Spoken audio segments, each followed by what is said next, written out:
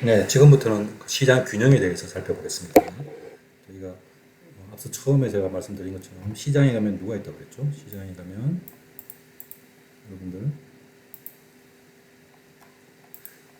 바이어하고 셀러가 있습니다. 그죠? 물건 사는 사람과 물건 파는 사람이 있고, 저희가 이제 그동안 지금까지 이제 물건 사는 사람의 특징, 디맨드 커브에 대해서 살펴봤고, 물건 파는 사람의 특징, 서플라이 커브, 공급 곡선에 대해서 살펴봤습니다.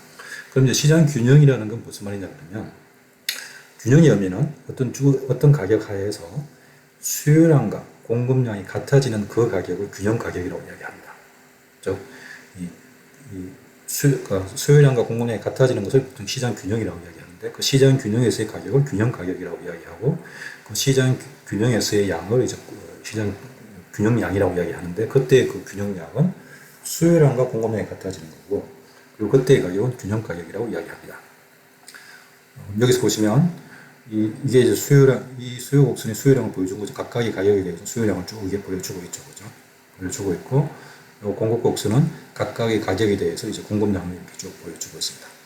이렇게 보시면 이렇게 보여주고 있는데, 이 균형이라는 것은 이 균형 가격에서는 보시면 이 균형 가격에서는 수요량과 요 공급량이 같아지는 것, 이게 이제 균형의 의미입니다. 균형의 데피니션입니다. 의미라기보다는. 그러면 균형의 의미는 뭐냐 그러면, 균형의 의미는 쉬운 말로 이야기하면 모든 사람이 다 행복한 상태에 있는 것을 균형이라고 이야기합니다. 이게 무슨 말이냐 그러면, 여러분들 그 수요량의 데피니션을 한번 생각해 보십시오. 수요량의 데피니션이라는 것은 어떤 주어진 가격 하에서 바이어가 willing to 살려고 하는 양을 이야기합니다. 바이어가 기꺼이 살려고 하는 상품의 양을 나타내는 게 수요량입니다. 그리고 공급량은 어떤 가격 하에서 셀러가 willing to 기꺼이 팔려고 하는 양을 나타냅니다. 근데 균형 가격에서는 어떻습니까? 균형 가격에서는 바이어가 원하는 양만큼의 물건을 살 수가 있고, 이 셀러는 자기가 원하는 양만큼의 양을 팔 수가 있습니다. 그러니까 모든 사람이 이 균형 가격에서는 행복한 거죠. 바이어는 바이어대로 자기가 원하는 만큼 샀으니까 행복하고, 셀러는 자기가 원하는 양만큼 팔았으니까 행복한 거죠. 그래서 모든 사람이 행복하다고 이야기할 수 있습니다. 이게 균형의 의미고, everyone is happy라는 게. 그리고 이거를 좀 더 이제 경제학적 용어로 이야기하면, 이 균형에서 파레토 efficient allocation이 이루어졌다. 즉, 가장 효율적인 자원 배분이 이루어졌다라고 이제 이야기할 수 있습니다. 파레토 efficient한 allocation이 뭘 의미하냐 그러면, 이 파레토 efficient의 allocation의 의미는 다른 사람을 불행하게 하지 않고서는 자기가 행복해질 수 없는 그런 상태가의 자원 배분을 이야기합니다. 즉 무슨 말이냐 그러면, 이 상태, 이 알로케이션, 이 파레토 efficient allocation 하에서는 내가 더 행복해지기 위해서는 다른 사람을 불행하게 만들어야 된다는 이야기입니다. 그러니까 다른 사람을 불행하게 하지 않고서는 자기가 행복해질 수 없는 상태를 파레토 efficient allocation이라고 이야기합니다. 실제로 그렇죠. 이 상태에서는 모든 사람이 지금 행복한 상태잖아요. 이 상태에 자기가 더 많이 팔려고 하면 어떻게 해야 됩니까? 가격이 올라야 되겠죠. 가격이 오르는 순간, 예를 들어서 P1 가격을 보십시오. 가격이 더 오르게 되면 이 가격 하에서는 바이어가 willing to 살려고 하는 양은 요만큼입니다. 요만큼밖에 안 되는데, 이 가격 하에서는 셀러가 willing to 팔려고 하는 양은 이만큼입니다. 그러니까 공급량이 수요량보다 훨씬 많죠. 즉 셀러가 팔려고 하는 양이 바이어가 살려고 하는 양보다 훨씬 많다는 얘기입니다. 그러면 팔려고 하는 사람이 살려고 하는 사람보다 더 많으니까 결국 누군가는 그 가격 하에서는 자기가 원하는 만큼 다 못 팔겠죠. 그러면 이때 셀러의 누군가는 이제 불행해지는 거죠. 이런 상태는 이제 자원 배분이 비효율적이라고 이야기합니다. 누군가가 행복하지 않으니까. 그래서 이 파레토 efficient allocation과 그 차이를, 누군가가 더 많이 팔기 위해서 가격이 만약에 올라가게 된다면 궁극적으로 누군가는 불행하게진다는 겁니다. 어떤 사람은 더 행복해질 수 있겠지만 그런 이야기를 할 수 있겠습니다. 그리고 First Welfare Theorem이라는 건 저희가 지금까지는 하나의 시장에 대해서만 살펴봤지만, First Welfare Theorem은 이 하나의 시장이 아니라 그 나라 경제에 있는 모든 시장에서 균형이 이루어져 있는 상태고, 그때의 알로케이션이 효율적인 상태를 보여주는, 설명하는 이론이 First Welfare Theorem입니다. 미시경제에서 여러분들이 이미 다 배웠을 겁니다. 뭐 모르셔도 상관이 없습니다. 그렇다는 말씀을 드리고, 다음으로는 지금까지는 이제 균형의 데피니션에 대해서 말씀드렸고, 균형의 데피니션이고, 시장 균형에서는 수요량과 공급량이 같아지는 때의 가격과 양을 균형량, 규정 가격이라고 이야기합니다. 자, 여기 이제 데피니션이었고, 균형의 의미는 균형에서는 모든 사람이 다 행복해진다. 가장 효율적인 자원 배분이 이루어졌다. 이게 이제 시장 경제를 사람들이 주장하는 사람들의 어떤 갖고 있는 기본적인 아이디어입니다. 시장을 통해서 자원 배분이 가장 효율적으로 될 수 있다. 라고 주장하는 주장을 뒷받침해주는 이론이라고 할 수 있겠습니다. 자, 다음은 이제 그렇다면 여기 보시는 것처럼 요 Y축에 있는 이것들의 가격이 무수히 많이 있습니다. 그런데 딱 균형 가격은 딱 지금 여기 하나밖에 없죠. 그죠? 수요량과 공급량이 같아지는 요 하나에 있으면 균형 가격이 이루어졌는데, 그렇다면 세상에 이 무수히 많은 가격이 있을 때 어떻게 균형에 도달할 건가? 만약에 먼저 한번 상상을 해보죠. 만약에 시장이 같은 가격이 P1이라고 해보죠. 가격이 P1이라고 있으면 이 P1 가격에서는 보시면 이 P1 가격에서의 수요량은 여기까지고, 그 다음에 공급량은 이만큼이니까 공급량이 수요량보다 이만큼 더 많은 거죠. 그죠? 그래서 그럼 이 시장의 균형 상태가 있지 않습니다. 공급량이 수요량보다 더 많은 거니까 시장의 균형 상태가 있지 않죠. 그럼 이 균형 상태가 있지 않은 상태에서 어떻게 균형에 도달할까요? 이 경우에는 소위 말하는 이렇게 균형이 아닌 상태에서 균형으로 도달하는 가정이 있는데, 그 가정을 프라이스 어저스먼트를 통해서 이제 할 수가 있습니다. 어떻게?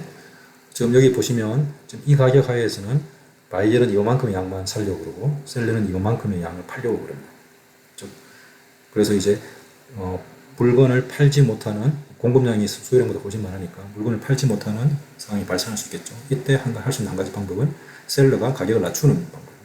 가격이 떨어지게 되면 결국 어떻게 되겠습니까? 가격이 떨어지면 떨어질수록 수요량은 증가하겠죠.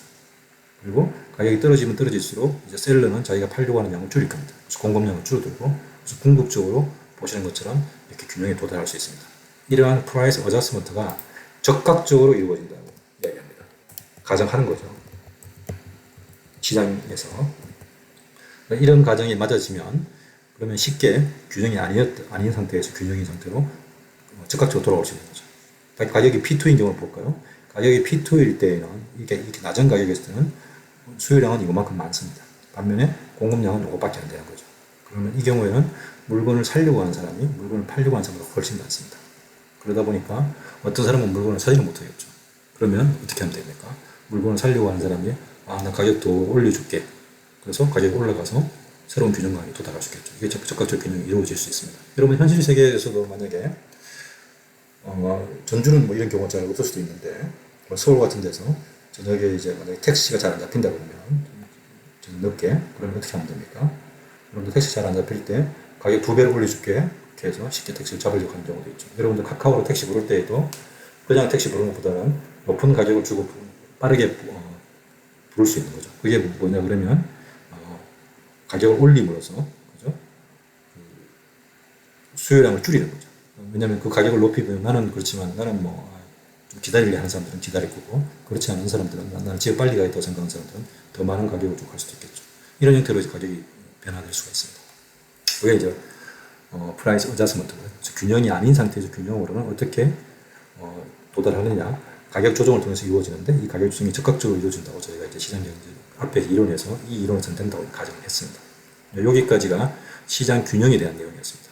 그러니까 저희가 아주 간단한 시장 경제 이론을 배웠는데, 그 시장 경제 이론에 따르면 바이어의 특성에 대해서 살펴봤고, 셀러의 특성에 대해서 살펴봤고, 그리고 균형에서 시장에서 어떻게 자원 배분이 효율적으로 이루어지는지에 대해서 살펴봤습니다. 물론 이런 자원 배분이 효율적으로 이루어지기 위해서는 몇 가지 가정이 필요한데, 그러한 가정이 이런 거였습니다. 퍼펙트 인포메이션, 완전 정보가 있어야 되고, 완전 경쟁이 있어야 되고, 어떤 이제 마찰도 없어야 되고, 그리고 이제 프라이스가 플렉스블, 프라이스 어저스먼트가 적극적으로 이루어져야 된다.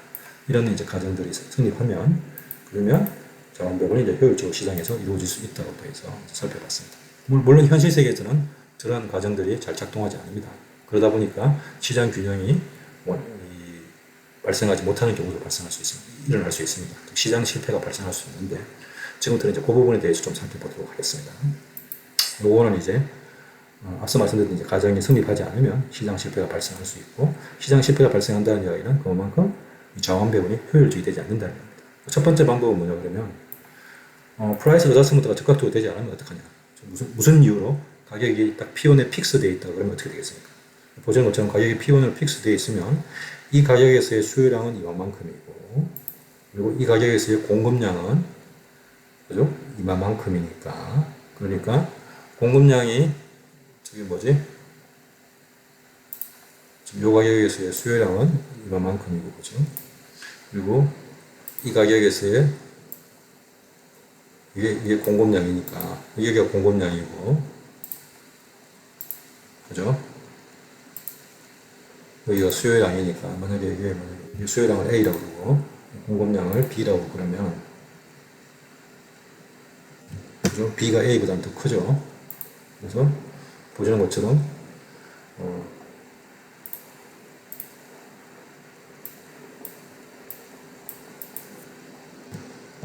B가 A보다 더 크니까 당연히 이제 어떤 상태가 있습니까? 물건을 이 가격에서는 물건을 팔려고 하는 사람이 물건을 사려고 하는 사람보다 훨씬 더 많게 되는 거죠. 지금 이제 초과 공급 상태가 있다고 이야기합니다. 그래서 앞서 말씀드린 것처럼 이 경우에 가격이 적극적으로 반응을 하면 프라이스 어저스먼트가 적극적으로 이루어지면 가격이 떨어져서 새로운 기준에 도달할 수 있는데 무슨 이유로 가격이 움직이지 않는다고 생각해 보죠. 가격이 만약에 움직이지 않으면 그럼 이 상태는 지금 균형에 도달하지 못하고 시장 실패가 발생하는 경우입니다. 이렇게 시장 실패가 발생했을 때 그러면 어떻게 이제 문제를 해결할 것인가? 이게 이제 시장 실패의 한 예인 거고 가격이 움직이지 않으면 이때 시장 실패가 발생했을 때 문제를 해결할 수 있는 한 가지 방법은 정부가 개입하는 겁니다.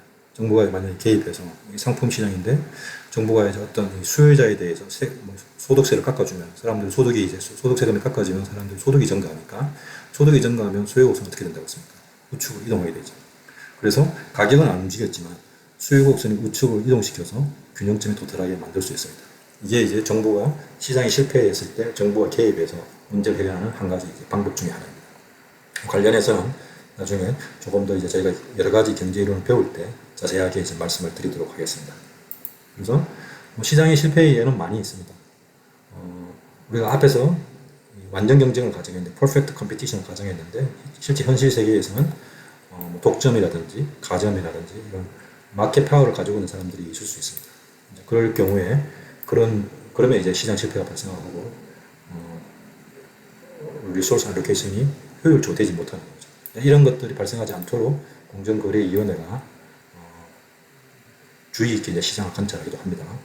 관련해서는 제가 나중에 시간이 될 때마다 몇 가지 사례들을 말씀드리겠습니다. 또한 저희가 퍼펙트 인포메이션을 가정하고 있는데, 완전 정보를 가정하고 있는데, 실제로는 어떤 상품이나 아니면 바이어나 셀러에 대해서 완전한 정보가 서로 공유되지 않을 경우도 있겠죠. 그래서 정보가 만약에 셀러가 바이어보다 정보가 훨씬 더 많아지면 그럴 경우에는 또 불공정 거래가 발생할 수 있습니다.